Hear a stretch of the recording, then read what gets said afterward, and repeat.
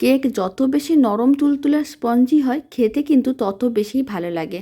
আজ আমি আপনাদের ছানা দিয়ে দারুণ স্বাদের নরম তুলতুলে স্পঞ্জি মালাই কেকের রেসিপি বানানো দেখাবো। তার জন্য প্রথমে 200 গ্রাম ছানা নিয়ে 3-4 মিনিট ভালো করে মেখে নিতে হবে, যাতে ছানাটা একেবারে নরম হয়ে যায়। খুব ভালো করে মেখে নেওয়ার পরে 3 চামচের মতন সুজি দিতে হবে, আর দিতে হবে 3 চামচের মতন গুঁড়ো দুধ। গুঁড়ো দুধ দেওয়ার কারণে কেক খেতে অনেক বেশি ভালো লাগবে। আর 3 চামচের মতন দিয়ে দিলাম ময়দা, 50 গ্রাম চিনি দিলাম, হাফ চামচের মতন বেকিং পাউডার, তার হাফ বেকিং সোডা, মানে চা চামচের 4 ভাগের 1 ভাগ। অল্প একটু দিয়ে দিলাম এলাচ গুঁড়ো, আর দিয়ে দিলাম বেশ কিছুটা পরিমাণ লিকুইড দুধ। সমস্ত কিছু খুব ভালো করে একসঙ্গে মিশিয়ে নিতে হবে। মিশ্রণটা এরকমই মিডিয়াম ঘনত্বের বানাতে হবে। এখন মিশ্রণটাকে এক সাইডে রেখে দিলাম।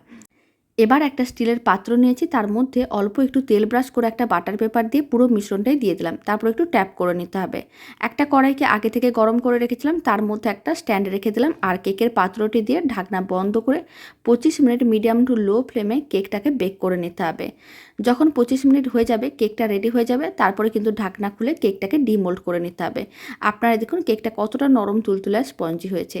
এবার আমি রেডি করে রাখা মালাইটা কেকের ওপরে ছড়িয়ে দিচ্ছি। এতে কেকটা মালাইটা সোক করে নেবে আর অনেক বেশি নরম তুলতুলে হয়ে যাবে।